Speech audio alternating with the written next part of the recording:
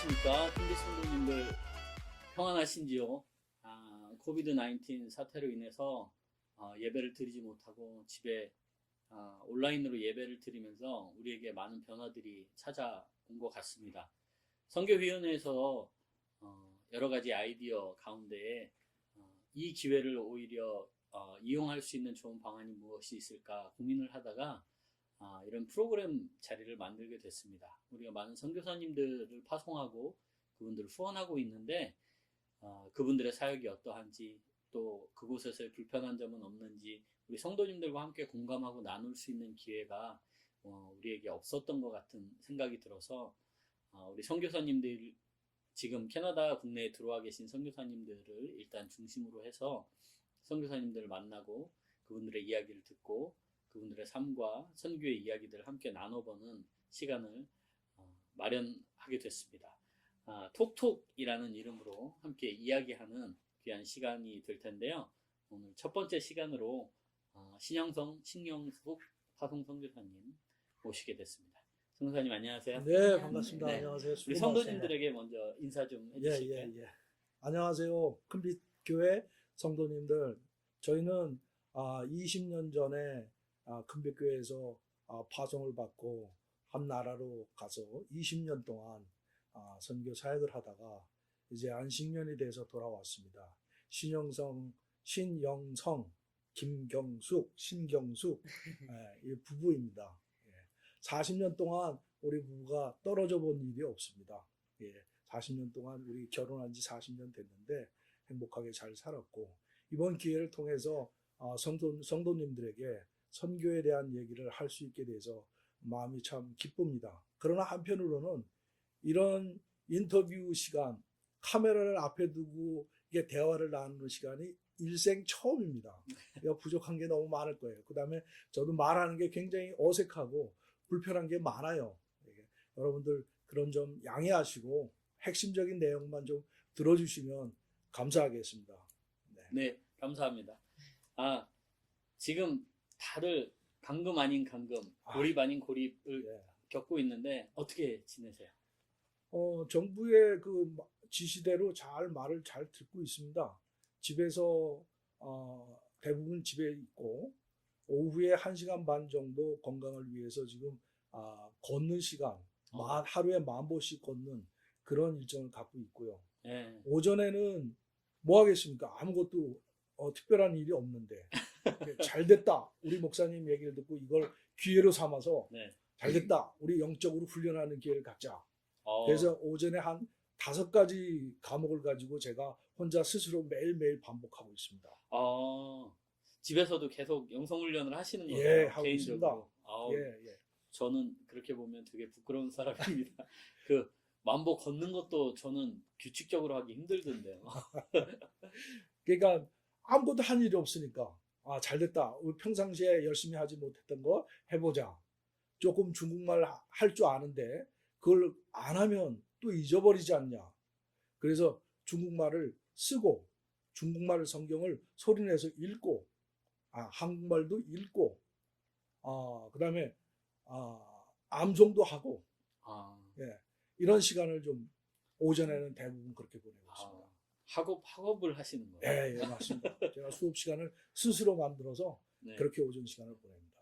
두 분 와서 모처럼 정말 쉬고 계실 텐데 선교위원회가 마련한 이런 자리에 흔쾌히 동참해 주시고 자리 시간 내서 함께 해주셔서 먼저 감사 말씀 드리겠습니다. 네, 저도 감사합니다. 우리가 오늘 나눠볼 얘기는 선교사님을 모시고 선교 얘기밖에 할 수가 없죠. 그래서 선교에 대한 이야기들 할 텐데 함께 하시는 성도님들도 큰빛 선교에 대해서 같이 공감하고 생각할 수 있는 시간이 됐으면 좋겠습니다.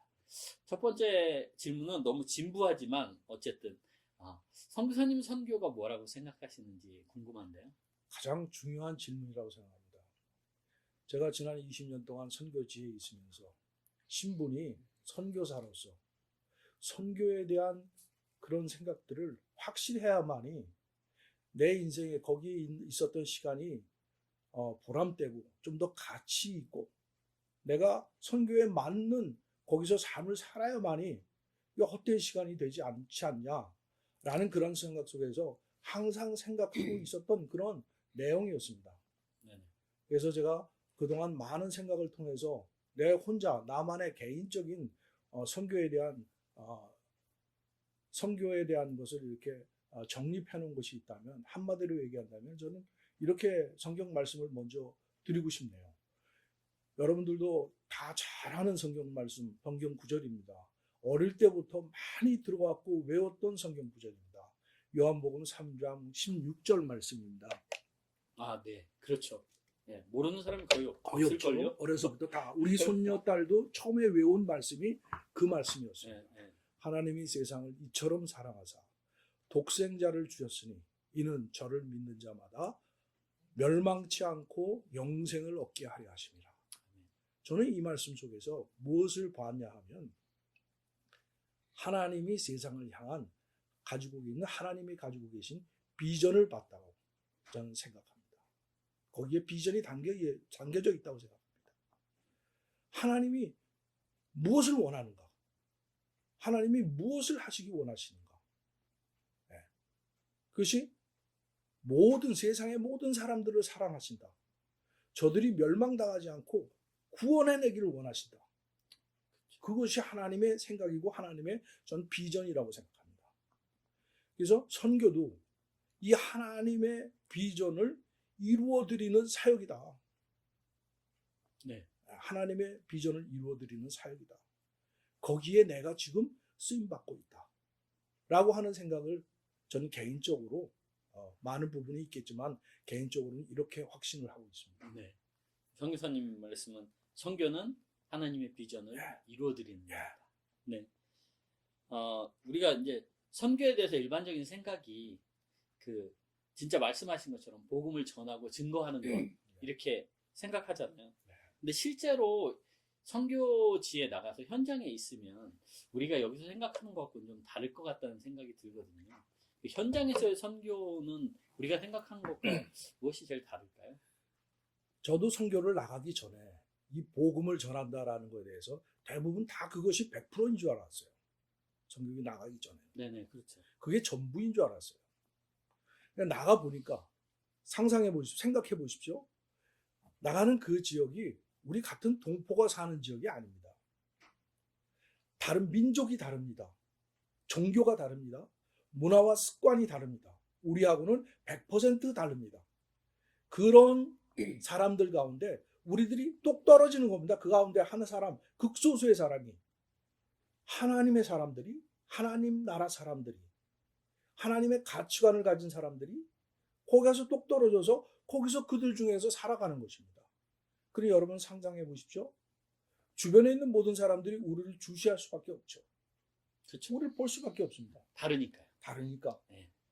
사람의 방법도 달라요. 말도 달라요. 모든 게 다 달라요. 볼 수밖에 없어요. 그러니까 어떻게 하겠어요? 복음을 전한다? 이건 나중에 얘기죠. 호기심을 갖고 보게 되죠. 그러니까 우리들이 먼저 어떻게 살아가야 되는가 하는 거죠. 삶으로 보여지는 것이 하나님의 가치관을 가지고 하나님의 의를 드러내기 위해서 우리는 살아야 된다는 거죠. 그들과는 다르게 먼저 그 영향력을 줄 수 있는 삶을 먼저 살아야 된다. 선교사의 삶이라는 것이죠. 그 다음에 하나님께서 만나게 해주신 사람들이 있습니다. 영혼들이 있고 기회가 있습니다. 그때 우리가 복음을 전하는 거죠. 복음을 전하게 되고 그들이 복음을 받아들이게 되면 그걸로 끝나는 것이 아니라 복음만 전하는 것도 끝이 아닙니다. 선교는. 그들을 하나님이 가르쳐 주시라고 하는 것을 가르쳐야 됩니다. 우리 마태복음 28장 19절 20절에 보면 이런 말 있지 않습니까? 우리는 가서 이 민족에 가서 모든 민족에 가서 제자를 삼아 세례를 주고 세례를 베풀고 내가 너희에게 가르친 모든 것을 분부한 모든 것을 가르치고 지키게 하라. 복음만 전하는 것이 아니라 그들에게 하나님이 우리에게 예수님이 우리에게 가르치신 그 내용들을 그들에게 가르치라는 거죠. 네. 또 가르치는 것뿐만이 아니라 그들이 그렇게 따라 살 수 있도록 하라는 거죠. 이것이 저는 선교가 복음을 복음만 전하는 걸로 끝나는 것이 아니다. 네. 라고 하는 생각입니다. 오히려 현장에 가면 그걸 더 더, 깊이 느끼신다는 예, 거죠. 더 필요성을 더 느끼게 되죠. 그냥 예수 이름만 전하는 것에서 끝나는 것이 아니라 제자를 삼고 그들이 예. 그 하나님의 가르침을 예. 지키게 하는 것. 그것까지가 선교라는 말씀이시죠. 선교사가 해야 될 일이다라는 생각이죠. 굉장히 귀한 말씀이신 것 같아요. 이제 그 선교의 역사가 사실 우리나라도 선교사들에 의해서 복음이 들어온 나라고 굉장히 이제 몇백 년의 세월이 흘렀는데 그 시대마다 필요한 선교의 방법들이 또는 선교의 필요성이 조금씩 다르게 요구되고 있는데 지금 시대에는 그러면 우리에게 가장 필요한 선교는 어떤 걸까요? 저는 이렇게 생각합니다. 선교가 처음 시작된 게 언제부터인가? 100년 전이냐? 200년 전이냐? 저는 그렇게 생각합니다. 성령님의 사역이 언제부터 시작됐는가? 사도행전에 보면 그렇지 않습니까? 초대교회가 어떻게 만들어졌는가? 성령님의 사역이었지 않습니까? 그렇죠. 그럼 어떻게 선교를 했나 그 당시에? 무엇으로 선교했는가? 그것을 생각해 보면 성경 말씀에 간단히 나온 얘기죠. 필요한 것은 성령의 역사. 사도행전 1장 8절에 뭐라고 되어 있습니까? 오직 성령이 너희에게 임하시면 너희가 능력, 권능을 받고 예루살렘과 온 유대와 사마리아와 땅끝까지 이르러 뭐가 되라고요? 내 증인이 되라. 성령이 임하시면 당연히 나오는 그 결과가 뭐냐? 나가서 뛰어다니면서 증인이 될 수밖에 없다는 거죠. 그걸로 인해서 초대교회가 만들어졌다. 초대교회가 생겨났다. 그 사람들이 어떻게 행동했는가? 그걸 보면 오늘날 선교에 필요한 것이 무엇이냐? 가장 중요한 것은 10번, 100번 말해도 성령의 사역이죠. 성령이 임하시면. 왜냐하면 자동적으로 그렇게 될 수밖에 없다는 거죠. 선교할 수밖에 없다는 거죠. 아쉬운 건 제가 20년 만에 한국의 교회에 와서 보면 아쉬운 거는 성령의 사역이 옛날 같지 않다. 느끼는 것이. 네. 옛날 같지 않다. 라고 하는 걸 좀 느끼기 시작합니다. 느끼게 됩니다. 어쨌든 선교사님이 생각하시는 이 시대에 필요한 것은 처음에도 그랬듯이 지금도 성령께서 일하셔야 한다는 게 가장 필요하다. 앞으로도 그럴 겁니다. 저는. 그러면 선교사님은 처음에 하나님 부르심을 받을 때 그걸 어떻게 확신하셨어요? 저 개인적으로는 과정이 있었어요. 과정이. 어느 날 갑자기 사도 바울처럼 그렇게 된 게 아니라 길을 가다가 번쩍 해갖고서는 엎어져서 개변을 한 게 아니라 그 대부분 사람들이 그렇게 생각할 수도 있죠. 그걸 바라죠. 그걸 왠지 바라죠. 특별한 뭔가가 있을 것 같아요. 그러나 저의 경우는 좀 순서가 있었어요. 한국에서도 그랬겠지만 한국에서 처음 제가 성령의 임재를 받고 나서 하나님께서 저에게 가르쳐 주신 것이 뭐였냐면 제가 한 말씀에 대해서 너무 부족하다. 말씀을 너무 모른다. 처음 내가 느낀 게 그거였어요. 성령의 임재하심을 받고 나서. 그래서 열심히 성경 말씀을 배우러 다녔습니다. 성경 공부를 하셨다고요? 성경 말씀을 배우러 네네네. 다녔어요. 캐나다에 와서도 마찬가지였습니다. 큰빛교회에 와서도 제가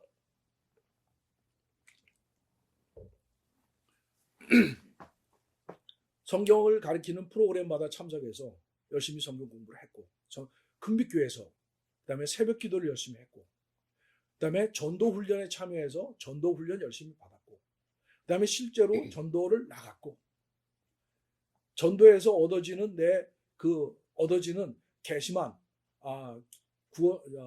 믿기로 결신한 형제를 데리고 같이 훈련을 받고 그 친구를 데리고 같이 가정 방문해서 전도를 하고 1:1 양육을 하고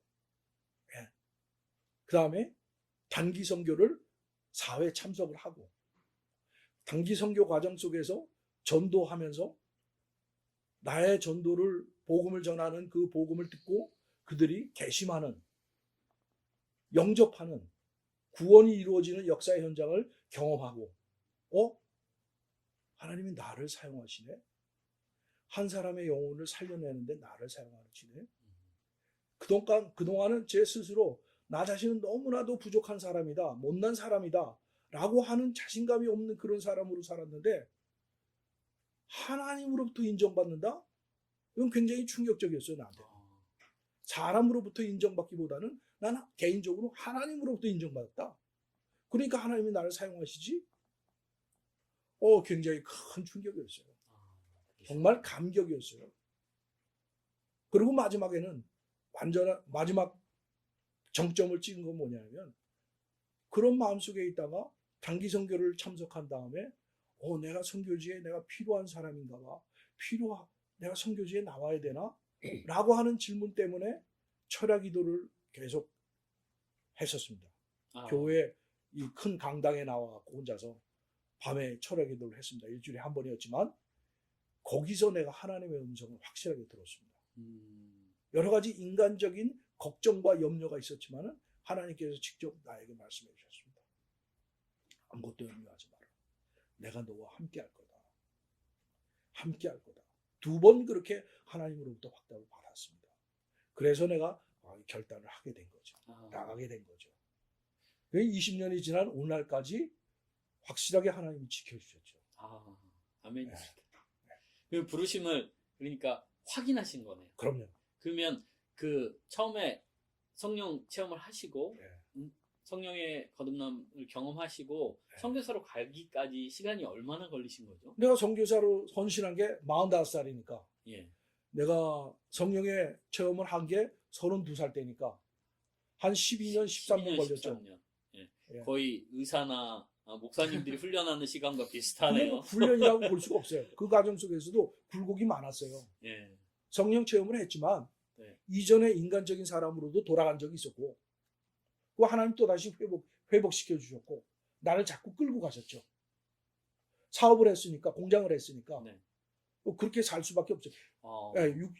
세상적인 사람도 다시 살아보기도 하고 그걸 하나님 다시 끌어오시고 캐나다까지 끌고 오시고 큰빛교회까지 끌고 오시고 그래서 체계적인 훈련을 받게 하시고 결국 마지막에 성령으로 꽝 도장을 찍었죠. 그 단기 선교 가셨을 때 네. 단기 선교 가셨을 때 내가 필요한 사람인가 이런 느낌을 받으셨다 그러셨잖아요. 네.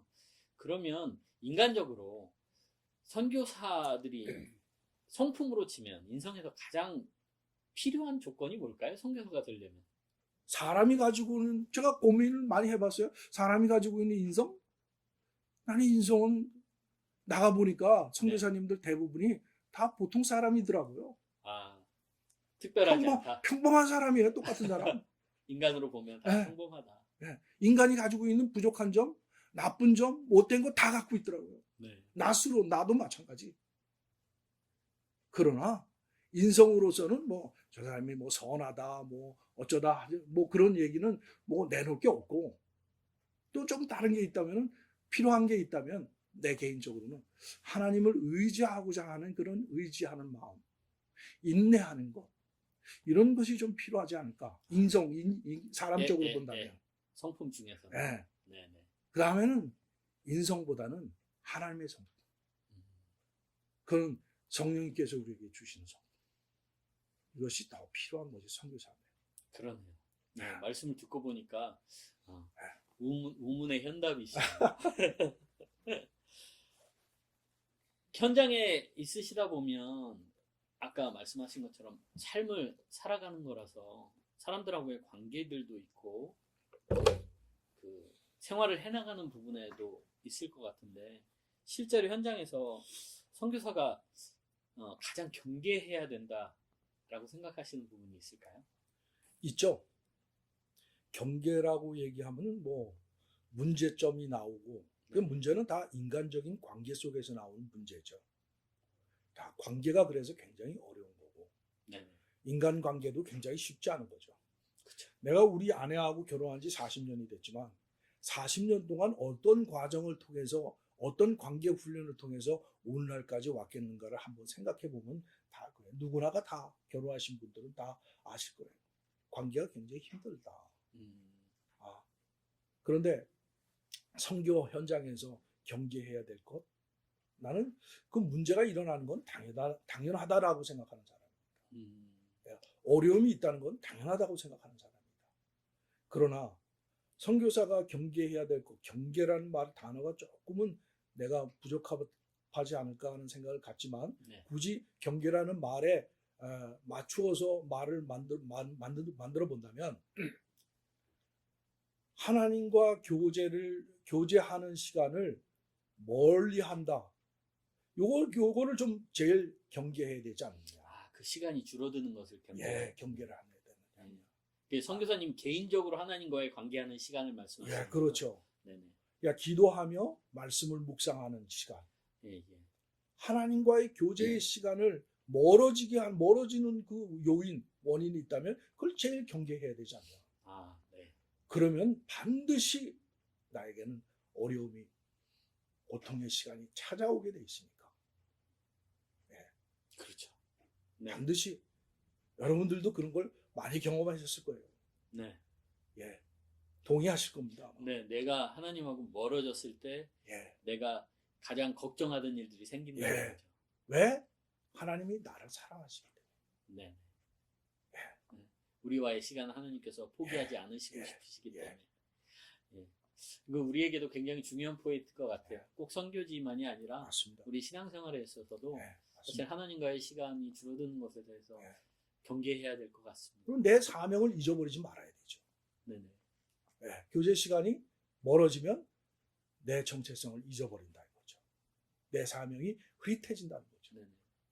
그걸 제일 경계해야 되지 않나 하는 생각입니다. 이제 교회 안에서도 이제 평신도 사역의 부분이 점점 커지고 있습니다. 이제 교회의 설교나 이런 목사님들이 가지고 계신 부분들 외에 성도들이 교회에 일을 하는 부분들에 있어서 평신도 사역의 비중이 점점 커져가는 추세인데요. 이제 선교사님도 평신도 선교사님으로 파송돼서 사역을 하셨는데 이렇게 안수를 받고 신학교육을 받고 목사님이 되셔서 나가시는 선교사님들과 평신도 선교사님들과 또 느끼는 부분이 다를 거라는 생각이 들거든요. 장점과 단점 말씀해 주시면. 굉장히 좋은 내용이고 좋은 질문이고요. 얘기하기 조금 쉽지 않은 부분입니다. 네네. 왜냐하면 그런 게 있어요. 네네. 그렇지만 질문하셨으니까 제가 생각해왔던 거를 좀 정리해 보겠습니다. 네네. 우리 큰빛교회는 좀 다른 교회와 비교했을 때 조금 달라요. 지금 우리 사회자님께서 얘기했듯이 평신도를 이 교회 사역에 많이 인볼브한다. 네, 그렇죠. 하는 면에서 적극적으로 인볼브 시킨다. 라고 하는 면에서 한국의 교회하고는 많이 다릅니다. 네네. 많이 다릅니다. 그렇죠. 한국 교회에서 얘기를 하면 그 사람들한테 얘기하면 잘 이해하지 못합니다. 큰빛교회가 가지고 있는 가장 큰 장점이라고 생각하고 나는 당연히 그렇게 해야 된다라고 생각합니다. 네. 하나님이 믿는 우리에게 주신 재능이 다 다르잖아요. 목사의 재능도 있고 가르치는 선생의 재능도 있고 그렇죠. 기도의 재능이 있고 네네. 섬기는 재능이 있고 다양한데 이것을 우리 교회에 주체된 성도들이 열중시었하고 아무것도 하지 않고 그냥 교회에서 우리가 말씀만 들으면 이것이 난 교회의 모습이 아니라고 생각합니다. 평신도가 그렇게 해서는 우리의 신앙생활이 성장할 수 없지 않나 하는 생각을 갖습니다. 네네. 선교사들도 목사 안수를 받고 나가는 선교사가 있고 목사 안수를 받지 않고 나가는 선교사가 있습니다. 네네. 똑같은 선교사입니다. 굳이 한국에서 만들어 놓은 것이 평신도라는 타이틀을 하나 붙여놨습니다. 네. 오히려 목사라는 타이틀이 아니라 평신도라는 타이틀을 붙였다는 거죠. 선교사이면 되는데. 네, 그러네요. 왜 그럴까요? 똑같은 사명을 가지고 나가는 사람입니다. 복음을 전하는 사람. 주신 일이 똑같아요. 그렇죠. 똑같아요. 네. 근데 굳이 평신도 선교사라고 한다면 좋습니다. 제가 평신도 선교사라고 얘기하겠습니다. 현장에서 느끼는 것, 경험한 건 장점이 더 많다. 목사님 선교사보다. 목사님 선교사들이 하지 못하는 다양한 일을 통해서 선교로 복음 전하는 일에 접근할 수 있다. 활용할 수 있다. 아, 목사님이 목사님이 할 수 없는 것, 하기 직분이 힘들어하는 것, 직분이 오히려 예, 제한을 둘 때가 제한을 있다는 둘 때가 거. 있다. 아, 목사님이 빵 굽는 일 하실 수 있어요? 목사님이 음식점 하실 수 있어요? 못하죠. 그러네요. 그럼 비즈니스에 예, 근데 우리 평신도라고 하신 목사가 아닌 선교사는 얼마든지 감당할 수 있죠. 그죠? 네네. 예, 생각해 보시면 알 거예요. 네네네. 예. 무슨 말씀인지. 그런 장점이 있다. 근데 단점이다. 전 단점이라고 얘기하기보다는 좀, 좀 평신도가 가지고 있는 좀 뭐랄까, 평신도라는 말을 듣기부터 시작해서 좀 거북하다, 편안하지 못하다고 하는 게 뭐냐면, 선교의 현장에서 혼자 일할 수 없지 않습니까? 네네, 그렇죠. 옆에는 아내가 있습니다. 네, 이분이 훌륭한 저의 협력자입니다. 네, 그렇죠. 선교는 팀 사역입니다. 제일 적은 단위가 부부 단위입니다. 네네. 자녀가 있으면 자녀들하고 같은 팀을 이루어서 이방인들 속에 들어가서 팀으로서 사역을 하는 겁니다.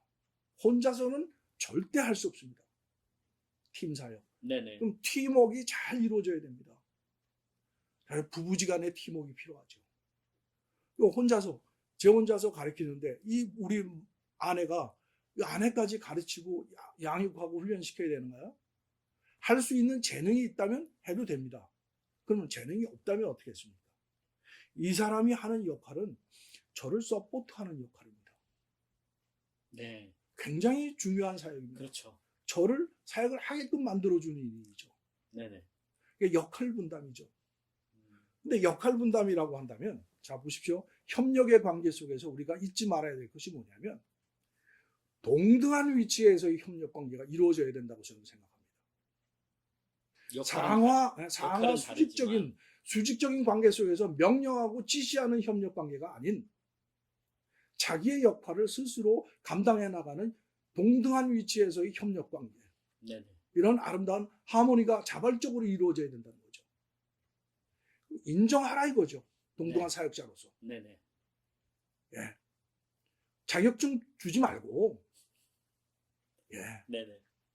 무슨 말씀인지 제가 현장에서 느낀 평신도 사역자로서의 단점이 아니라 조금 거부감, 어려운 점이라고 한다면 그 속에서 우리가 함께 일하고자 하는 그 마음으로 우리가 현장에서 우리가 경험했던 것이지만은 그런 장벽이 있더라. 그래서 좀 아쉬움이 있었습니다. 또 현지인들도 나중에 가면 그 사람들이 알게 됩니다. 목사님이세요? 장로님이세요? 알게 됩니다. 아닌데요? 저는 집사인데요? 그분들의 생각이 조금 달라지게 됩니다. 목사가 아니야? 양육을 받은 사람들. 미묘한 이런 뭐가 일어나기 시작할 수가 있죠. 단점이라기보다는 물론 평신도 선교사라고 하시는 선교사는 신학적인 지식은 얕습니다. 깊지 못합니다. 인정합니다. 자격증 없습니다. 예. 인정합니다. 네. 그러나 선교의 현장에서 신학 얼마나 많이 필요한가요? 그렇죠. 복음을 전하는데 그것이 그렇게 중요한 학문인가요? 그렇죠. 이러한 조금 마음의 부담이 있었습니다. 20년 동안. 네. 네. 그런 정도로만 얘기했으면 좋겠어요. 네네. 귀한 말씀이신 것 같아요. 그게 어떻게 보면 기능적인 부분에 있어서의 나눔인데 사역의 부분에서 같은 사역을 하면서 동등하지 않은 이런 문제들, 그리고 사람들의 인식이 아직은 바뀌지 않은 것들이 좀 불편할 때가 있다는 말씀이신데 우리가 풀어야 될 숙제겠죠. 앞으로도 계속 사역을 해나가면서. 결국은 제가 좀 더 넉넉한 마음을 가지고 사역을 해야 되는데 좀 인간적인 꽁한 마음이 있어서 그런 거죠. 뭐 별 말씀.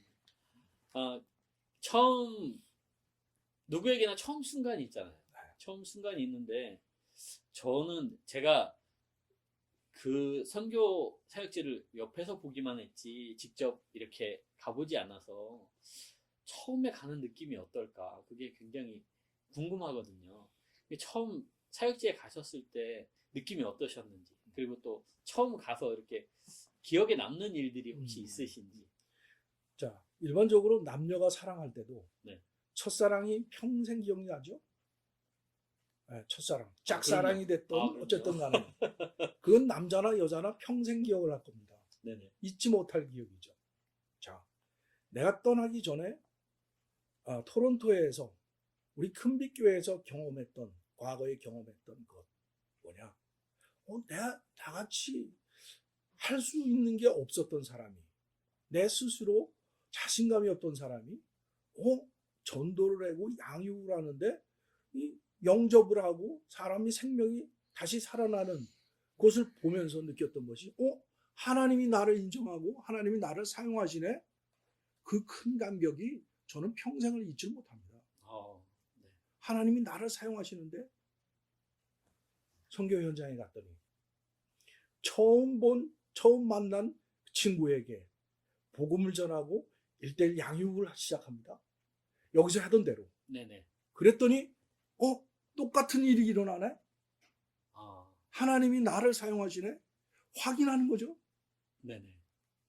거기에 감격이 없겠습니까? 그럼요. 네. 말로만 듣던 선교 현장에서 그런 일이 실제로 나를 통해서 일어나는구나.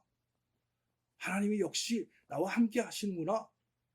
영접을 하고 양육을 받고 그들이 자기 친척에게 데려가서 복음을 전하게 하고 친구를 데려오고 가정에서 몇 가정이 모여서 예배가 시작되고 이것을 어떻게 잊을 수 있겠습니까? 그게 가장 큰 기쁨이었죠. 성령이 하시는 일을 체험할 때 느끼는 네, 첫 번째 중요한 건 첫 번째 처음에. 도착해서 선교지에 도착해서 네. 느꼈던 경험했던 그 순간들, 그 사람들, 처음 만났던 그 사람들. 그건 제가 아마 죽을 때까지도 잊을 수가 없을 거예요. 네. 이 사람이 옆에서 계속 봐왔던 거니까 이 사람 앞에서 내가 거짓말을 할 수가 없죠. 네네네. 우리 경수선교사님은 같이 협력으로 가신 거지만 돕는 걸로 가셨지만 또 삶을 살아야 되니까 처음에 느낌이 성사님하고는 좀 다를 수도 있었겠다는 생각이 들거든요. 처음에 가실 때는 어떠셨어요? 갈 때는 많이 힘들었죠. 아. 물론 이렇게 이제 이 사람은 단선교를 계속 여러 번 왔다 갔다 했지만 저는 집에서 아이들 셋을 키우면서 그냥 가정 살림하고 다른 분들보다 저는 유난히 가정만 지키는 그런 사람이었어요. 외부하고 오히려. 접촉. 네. 그랬는데 이제 갑자기 그런 얘기들을 많이 하고 또 뭐라 그럴까 집에 있는 시간보다 교회 생활하는 시간이 훨씬 많았어요. 나가시기 여기서 전에도요? 나가시기 전에 계속 이제 뭐 토요일도 그렇고 전도 복파님 이런 훈련하러 전도하러 이런 게 많이 쓰는데 저는 그냥 그거를 나도 하고 싶은데 나는 그런 능력이 없으니까는 그냥 이대로 있으면 된다 그런 그냥 편안한 마음을 이렇게 살았는데 어떤 우연한 계기에 그 당시 임 목사님께서 그 북한 선교에 대한 얘기를 많이 하셨어요. 그래서 그냥 지금은 나는 아니고 우리 아이들 대학이나 들어간 다음에 그때 나도 가서 내가 할 수 있는 거는 밥 해주는 거밖에 없다. 우리 아이들 자녀들 키운 것처럼 사랑으로 대하는 거밖에 없다. 이런 얘기를 하고 남편한테 어느 날 그 얘기를 했어요. 구역예배 들어가는 날인데. 네네네. 근데 이 사람이 가가지고 구역예배 모임에서 내가 간다고 선교를 나간다고 선포를 하는 거예요. 미리 얘기 안 하시고요? 네, 저한테 얘기 안 하고 저의 말을 듣고 그냥 구역예배 모임에 가서 선교를 가겠다고 얘기를 했다고 그렇게 얘기를 한 거예요. 가서는 밥을 해주는 역할을 하겠다 그러니까 그거 헌신이죠. 이제 준비가 됐다 됐다. 생각하신 거예요? 그런 거죠. 저는 분명히 대학을 졸업하고 그때 우리 아이들이 15살, 15살, 17살, 19살, 아니 14살. 선교사님 생각에는 아직 좀 이른데. 네, 얘는 이제 중학생, 고등학생인데. 네네네. 그랬는데 그렇게 이제 말을 하고 나서 막 2-3달 사이에 갑자기 또 선교를 가게 된 거예요. 그런데 가기 전에 많이 힘들었어요.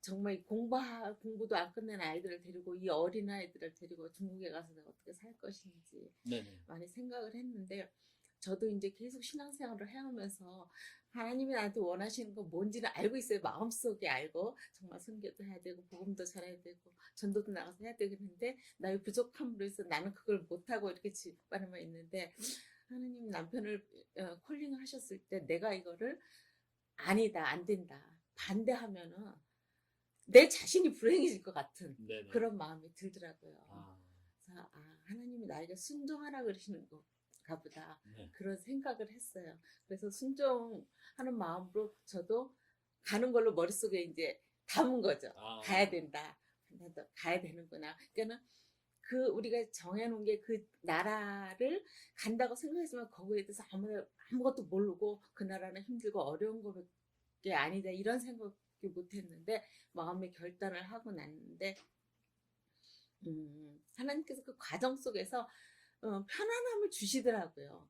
편안함을 주셨는데 중국에 딱 떨어져서 생활을 하면서 제가 마음속에 가지고 있었던 게 다른 건 다 괜찮아 내가 할 수 있는데 이 아이들을 어떻게 할 것인가 공부도 가르칠 수도 없고 자녀에 대한 걱정. 자녀에 대한 걱정 그게 나의 마음속에 제일 큰 걸로 자리 잡고 있었어요.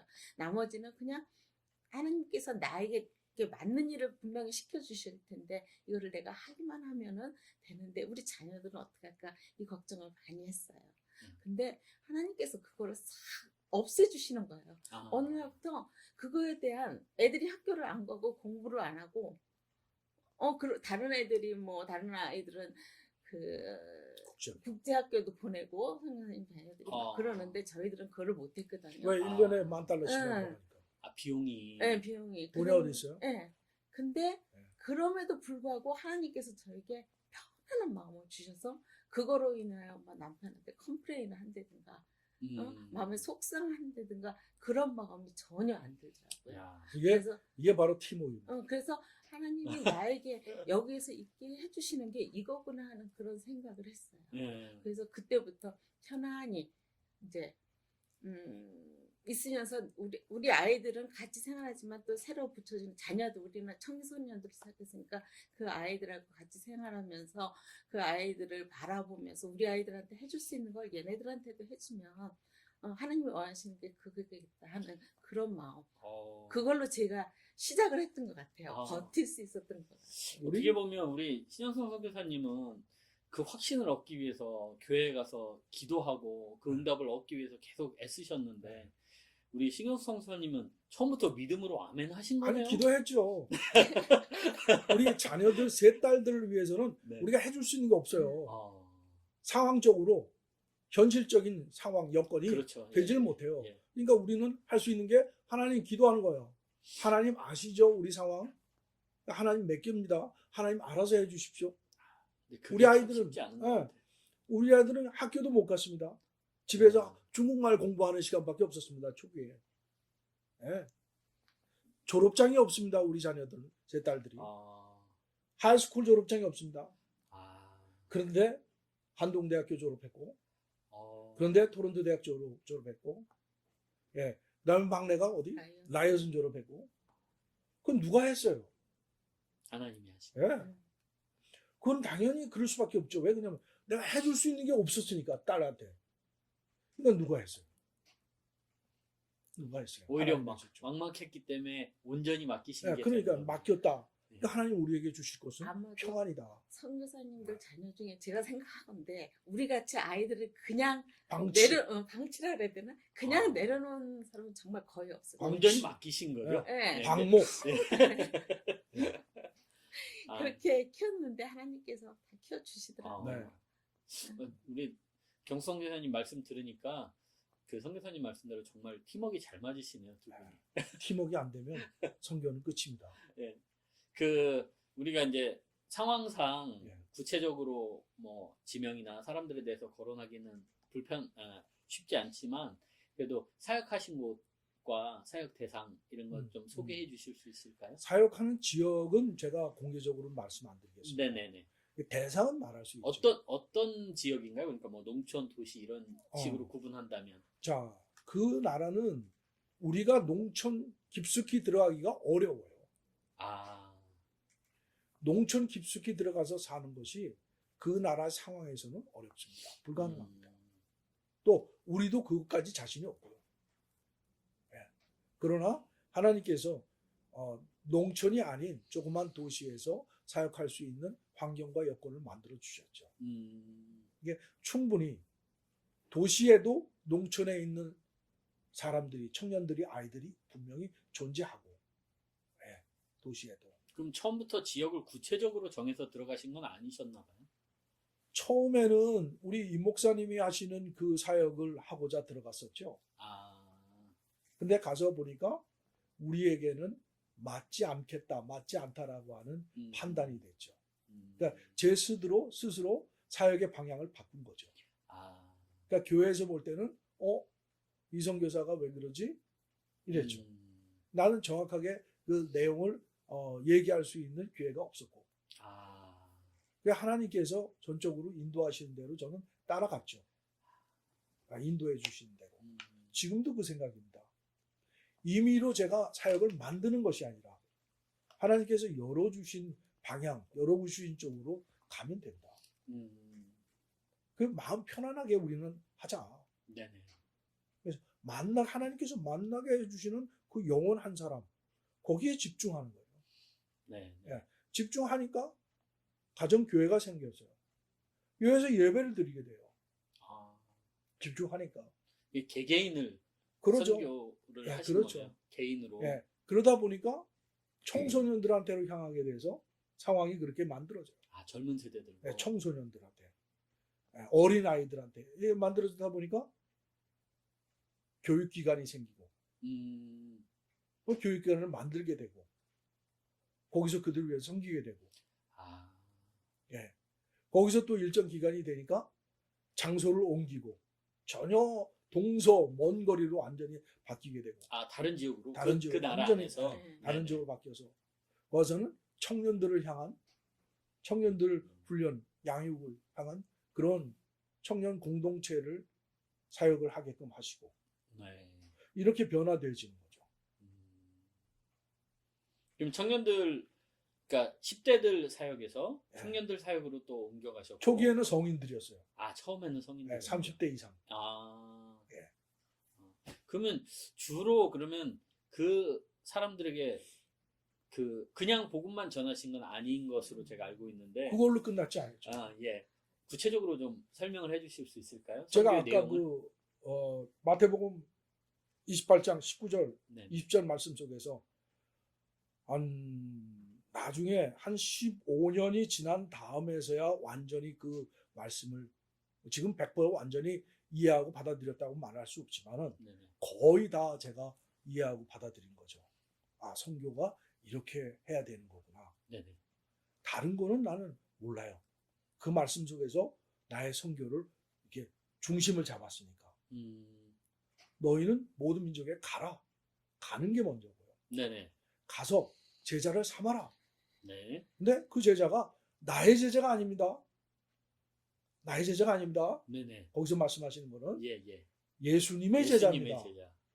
예수님의 제자를 만드는 겁니다. 네. 그 의미는 굉장히 하늘과 땅 차이입니다. 그렇죠. 예. 보통적으로 내 제자가 뭐 몇 명이고 어디에 얼마 있고 이렇게 얘기합니다. 네, 그렇죠. 그건 저는 틀렸다고 봅니다. 예. 예수님을 말씀을 따르는, 가르침을 따르는 제자지 내 개인적인 가르침을 따르는 제자가 아니죠. 예.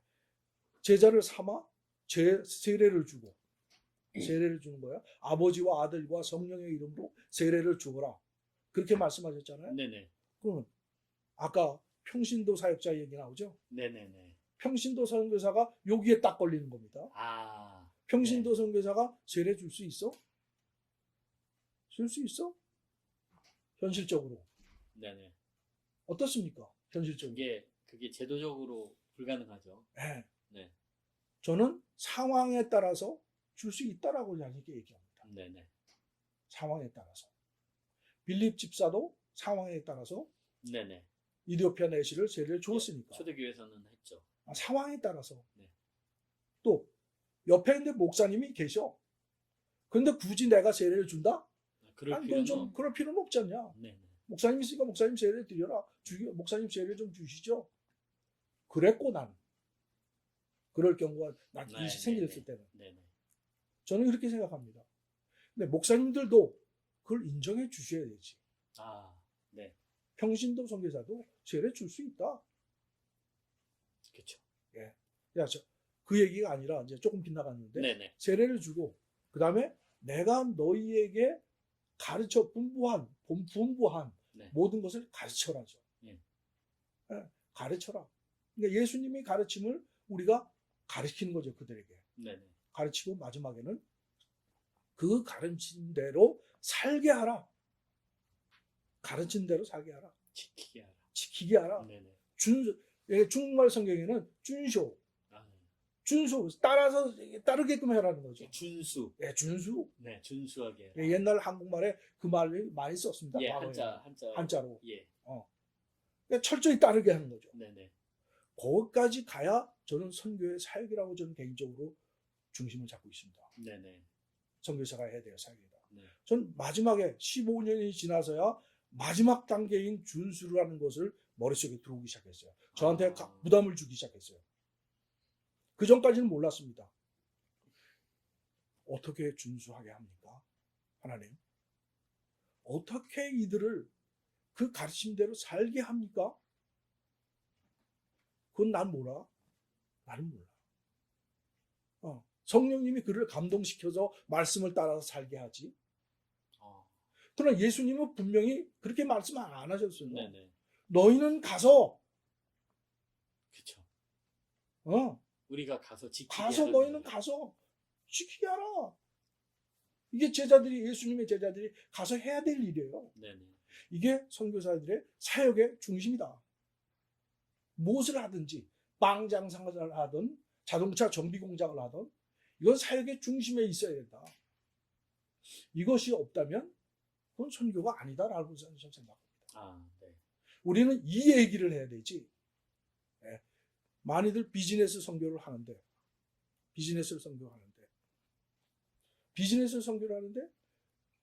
중심이 그것이 없다면 그럼 비즈니스 선교가 선교라는 얘기를 할 수 있을까?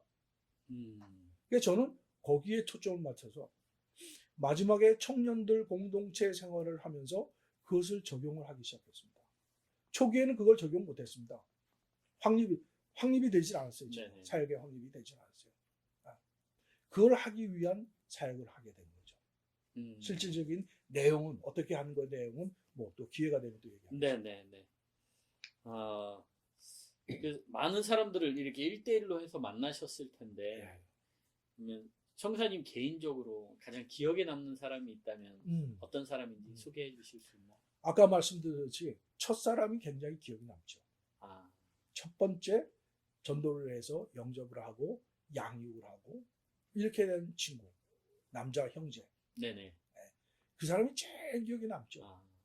근데 아쉽게도 20년이 지난 오늘에서 그 친구를 바라보면 그 친구가 교회를 떠난 상태죠. 그러니까 제일 아쉽죠. 얼마 전에 그 친구의 아들이 결혼을 한다고 해서 내가 현지에 직접까지 갔다 왔습니다. 축하합니다. 그러시구나. 근데 교회를 떠나 있습니다.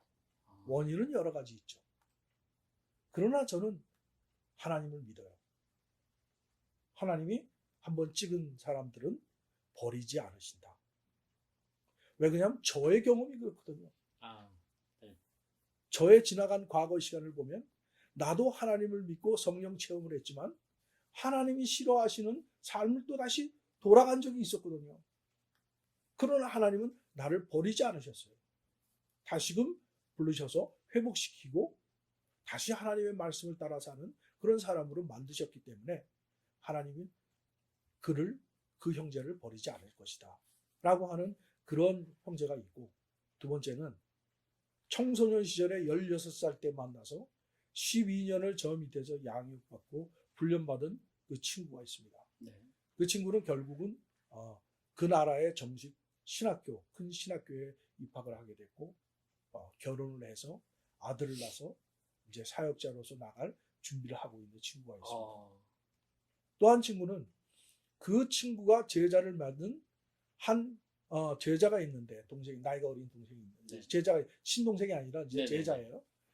그 제자가 나에게 와서 나하고 연결되어져서 나에게 와서 근 건 10년 정도를 내빗대서 아직까지도 양육받고 훈련받고 있습니다. 아, 이런 아이들을 제가 잊을 수가 없죠. 그 선교사님 개인적인 질문을 좀 드릴게요. 네네. 이렇게 선교사로 살면 우리가 생각하기에 힘들겠다, 막연하게 이렇게 생각하거든요. 힘들겠다. 가장 힘들었던 거, 현재 계시면서 가장 힘들었던 거를 꼽으라면 뭐가 있을까요? 가장 힘든 거는 나를 힘들게 했던 것은 제가 지금까지도 제일 잘 못하고 있는 겁니다. 사람과의 관계하는 것을 제가 굉장히 어려워요. 제가 인간과의 관계 네네. 그걸 잘 못해요.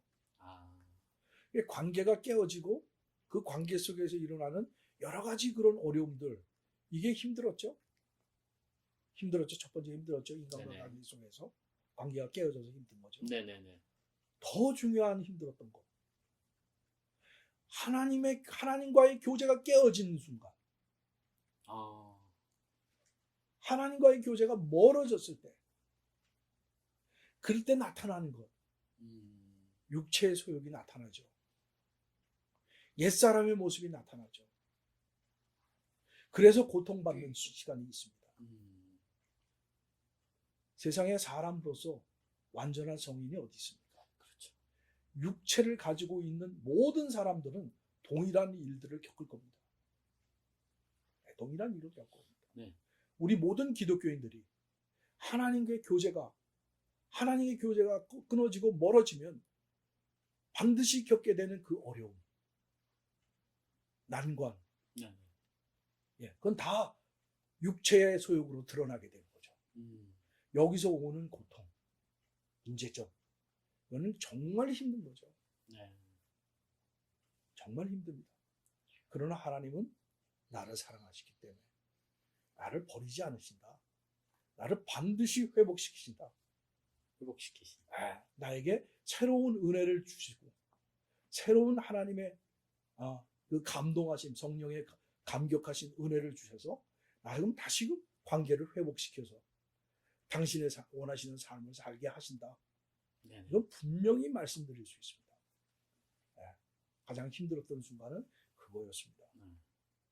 그 삶을 살아내는 또 신경선 선교사님 입장에서는 또 다른 어려움 없으셨을까요? 좀 전에 말했듯이요. 저도 제일 힘들었던 부분이 남편이 그런 상태에 빠져 있을 때. 아, 오히려 이제 그것도 영향을 받으시는 거예요. 그럼요. 당연하죠. 제일 중요한 것 같아요. 이 사람이 직접적으로 네. 영향을 받죠. 정말 저는 좀 이렇게 뭐라 그럴까 이렇게 선교사로 나갔으면 마음도 좀 너그러워지고 네네. 사람들한테 보여주는 건 아니지만 편안하게 다가갔을 수 있는 그런 사람도 돼야 된다는 그런. 왜냐면 보통 우리가 이렇게 많은 목사님들이나 선교사님 보면 다른 사람들 앞에서 굉장히 자애로우셔요. 네. 네. 굉장히 보기에 막 이렇게 저는 그게 없어요. 그런 부분이 굉장히 많아요. 뒤에는 어떻게 우리가 들어가 보진 않았지만, 네네. 근데 좀 부족해요, 그런 게. 그래서 어떤 상황이 좀 힘든 상황이 나타났을 때 굉장히 혼자서 마음을 많이 끓여요. 그래서 그 기간이 좀 길어요. 혼자 고민하고. 그래서 아까 맞지? 성령 안에서 좀 있을 때는 그게 빨리 회복이 되는데 정말 인간적으로 깊게 그게 파고들었을 때는 회복하는 시간이 좀 어려워지잖아요. 그럴 때는 저도 막 힘들죠. 가장 민감하게 느끼시니까. 힘들어요. 그게 왜냐하면 그 사역지에서는 정말 둘밖에 없거든요. 다른 사람들은 많은 옆에 사람들이 있지만 우리가 정말 함께 해야 되고 우리가 모든 것을 나눠야 되고 하는데 그렇지만 그러니까 내용은 제가 왜 그런지 알지만 또 이 사람이 부족한 면이 있잖아요. 내가 생각하기에는 그게 저 정도까지 안 해도 되는데 내가 그냥 품고 기도하고 나가면 되는데 저걸 왜 저렇게 힘들어할까? 이런 부분들이 있어요. 그럴 때 제일 힘들었고요. 또 제일 힘들었던 것은 뭐 이건 개인적이지만 제가 아팠을 때 많이 아팠어요. 3번의 수술을 했습니다. 그런 과정을 겪었을 때 그때가 제일 힘들었던 것 같아요. 그리고 제가 이제 뭐 내가 할 수 있는 거는 이제 집에 많이 왔잖아요. 여기서는 양육하고 하지만 오면은 같이 이제 다 이렇게 준비해주고 다 해야 되는데. 아까 말씀하신 대로 계속 먹이는 밥을 일이- 네. 근데 내가 육체가 그러니까 안 아팠을 때는 그게 아. 괜찮은데 내가 아프기 시작하니까는 나도 인간적인 생각이 들어서 그게 힘들어지는 부분이 그렇죠, 있더라고요. 그렇죠. 그때 정말 하나님만 의지하고 이거를 내가 이겨나가야 되는데 너무 심하게 아플 때는 그게 사라지더라고요. 네네 맞아요. 사라지고 정말 이렇게 그런 곳에는 의료시설 같은 게 좀 안 되고 또 한국 같은 경우는 보험 같은 거 있지만 우리는 그런 게 전혀 없으니까 아, 치료 받을 수 있는 상태도 아니고 또 치료 받게 되더라도 다른 사람들의 도움을 받아야 되는 그런 막막한 상태에 있고 하니까 그럴 때 좀 많이 힘들었던 것 같아요. 아, 근데 그럼에도 불구하고 지금 20년 지난 거 보니까는 다 그 과정에서 개입하셔가지고 아픈 거 다 지나가고 또 새롭게 아프지만 또 지나가게 하시고 그런 삶이 반복됐던 것 같아요. 아, 그러니까 결국 처음 초기에 하나님이 약속하신 대로 내가 너와 함께 할게 라는 것이 계속 지속됐죠. 오히려 그 네. 오랜 세월 동안 그게 더 굳건해지신 거네요. 그 그래지죠. 믿음이. 그 결과는 어떻게 됐을까요? 투비 컨티. 아, 나중에 조금 네, 뒤에 네. 말씀드릴게요. 네. 그 선교사로 부부 두 분이 다 선교사로 살면 일반 성도들하고 아까 말씀하신 것처럼 좀 다르게 하나님과의 관계가 어떻게 보면 더 밀접할 수 있는 기회, 친밀할 수 있는 기회도 된다고 생각이 되는데 선교사로 살기 때문에 누릴 수 있는 가장 큰 복은 뭐라고 생각하시나요? 지금 와서 20년 지나면서 경험하면서 이제 말할 수 있는 거예요. 선교사를 삶을 살면서 일반 평범한 우리 성도들과 다르게 누릴 수 있는 하나님의 축복. 첫 번째는 그러니까 지나간 20년 동안 하나님께서 환경을 통해서 내 생활 그 여건을 통해서 우리를 그렇게 훈련시키셨더라고요. 지나고 보니까. 첫 번째가 하나님을 더 의지하게 됐다. 오히려 오히려 하나님을 더 의지. 다른 거를 의지할 게 없으니까. 네네네. 내가 돈이라도 많다면 돈을 의지하지. 아팠을 때 비행기 빵 타고선 한국 가서 좋은 병원에서 치료받게 하지. 네네네. 없으니까 어떻게 해? 하나님을 의지하는 거죠. 자녀를 돈이 없으니까 좋은 시설에서 교육을 못 시켜. 어떻게 해? 하나님 의지할 수밖에 없지 않습니까? 네네. 그것이 더 많았다. 근데 그것이 더 많이 누리는 복이더라. 하나님을 의지하게 되는 네, 것이. 그것이 복이다. 네. 그리고 역시 그런 환경을 통해서 여건을 통해서 하나님께서 나에게 주신 것은 우리에게 주신 나인 것이 나가 아니라 우리에게 주신 것은 자족하는 삶이다. 네. 하나님이 주신 것 안에서 만족하는 거예요. 불편 없이 사는 거예요. 네네. 실제 현재가 그렇고 하나도 불편함이 없어요. 그렇죠. 자족하는 거예요. 만족하는 거예요. 또 하나는 미래에 대한 염려하지 않는 것. 아, 왜? 지나간 삶을 통해서 하나님이 그렇게 훈련시켰어요. 이랬었지. 경험에 의해서 네. 확신이 된 거죠. 확실히 된 거죠. 네. 염려해도 필요 없잖아. 소용없잖아. 그걸 왜 쓸데없이 염려를 해? 하나님이 이렇게 해왔는데, 더 어려운 것도 지나왔는데, 네네. 중요한 게 뭐야? 제가 그것보다 더 중요한 하나님을 의지하는 것, 하나님과 관계를 더 깊이 하는 것, 다음에 또 한 가지 중요한 것이 우리 부부의 관계를 깊게 하는 것. 아, 우리 부부가 신뢰관계 속에서 세상에서 말하는 그 사랑이라는 건 난 세상에서 말하는 사랑은 별로 난 싫어해요. 세상에서 말하는 사랑은 뭐 진짠가? 요즘 젊은이들이 말하는 사랑이 이게 진짜야? 미안합니다. 젊은 분들한테 미안해요. 진짜 사랑은 성경의 예를 들어야겠죠.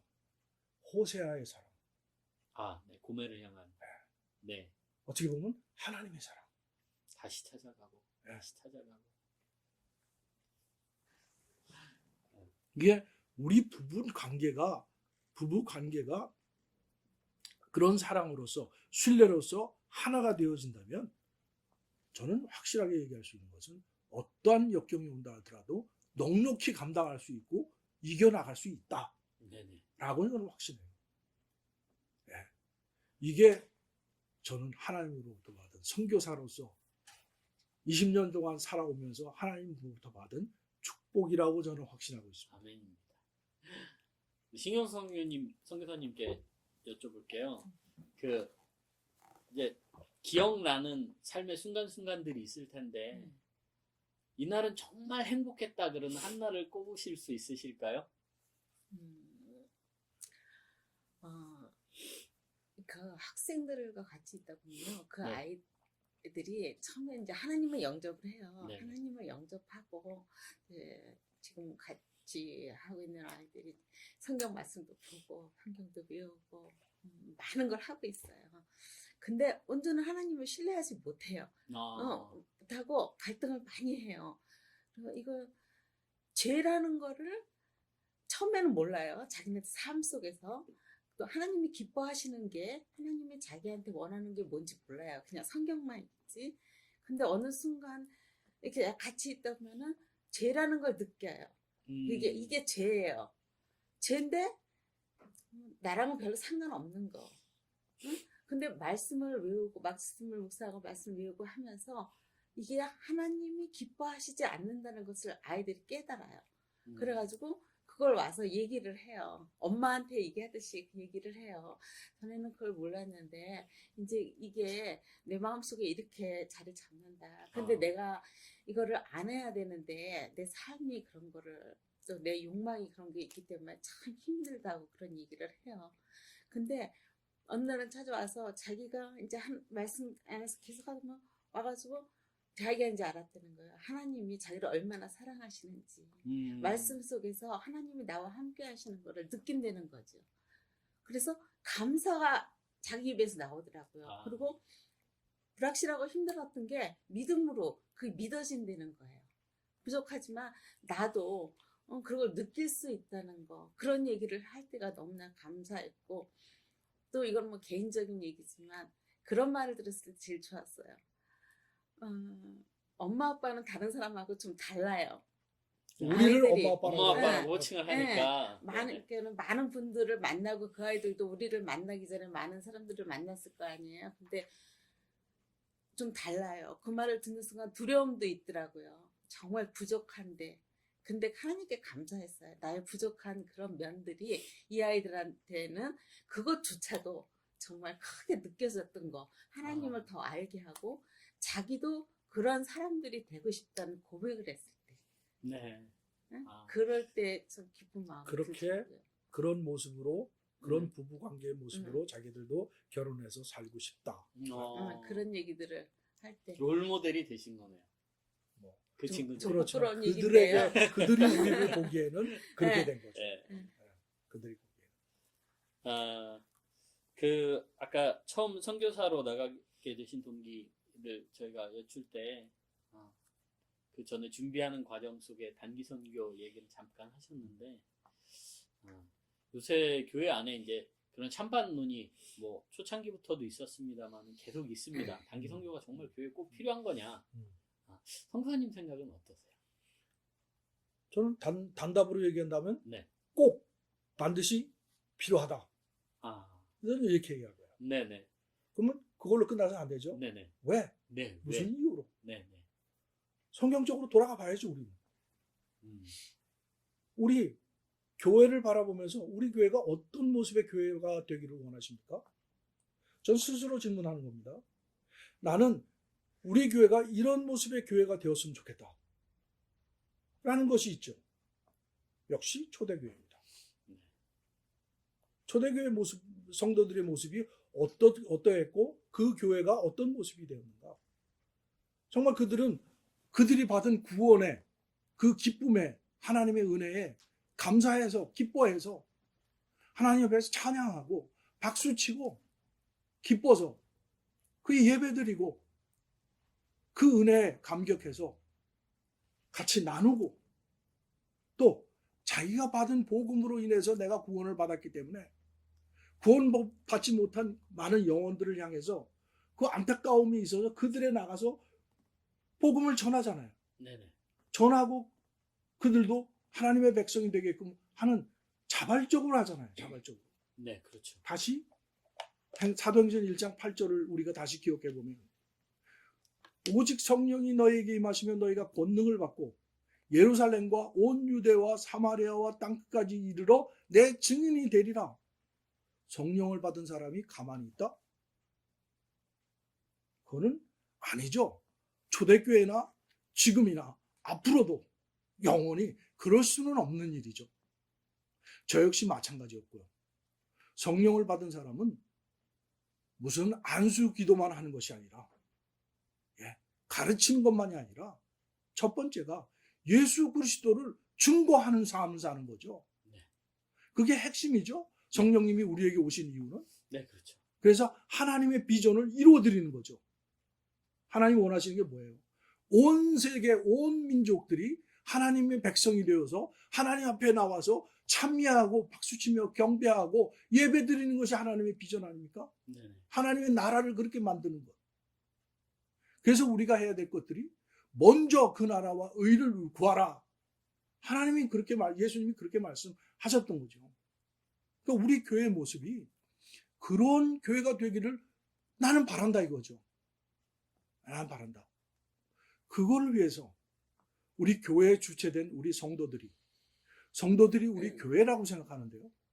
우리 교회가 어떻게 성령의 역사를, 성령의 은혜를, 성령의 사역하심을 경험할 수 있는 교회가 어디 있겠느냐는 거죠. 어떻게 경험할 수 있겠는가? 저 같은 경우, 저 경우를 비교해서 저는 말할 수밖에 없어요. 저의 경험이니까. 네네. 하나님 성령의 저를 통해서 사역이 제가 전한 복음을 듣고 한 영혼이 살아났어요. 그 사람, 그 형제의 생활이 바뀌었어요. 집에서 폭력적인 남편이 변화되어져서 자기가 잘못했던 용서를 하고 아내에게 딸에게 용서를 구하고 변화가 되어서 같이 성경 공부도 하고 성경 전도 훈련을 받고 전도도 같이 나가고 그런 사람으로 바뀌었어요. 네네. 성령의 사역이지 저의 능력이 아니죠. 네네. 이걸 경험하니까 내가 어떻게 됐습니까? 내 인생이 바뀌는 거죠. 내 신앙생활이 자체가 바뀌어버리는 거죠. 네네. 지식적인 신앙생활이 아니라 살아있는 그런 생활을 바뀌는 거죠. 그럼 우리 교회 성도들은 어디서 그런 경험을 할 수 있겠습니까? 어디서? 어떻게? 성령님의 사역하시는 현장으로 들어가야 된다는 거죠. 물론 여기 캐나다 토론토에서도 그럴 수 있습니다. 그러나 요즘 현대를 사는 사람들이 얼마나 바빠요. 네. 얼마나 바빠요. 정말 힘들어요, 살기가. 우리 딸들도 보니까 한국에 있는 큰딸 사위 보니까 너무 바빠요. 여유가 없어요. 하지 말라 소리도 못해요, 내가 그거. 내가 돈이라도 한 뭉텅이 주고 그거 하지 마라 이렇게 하면 되겠는데 그럴 수도 없잖아요. 불쌍할 정도로 바쁘게 살아요. 네네. 기회가 없잖아요.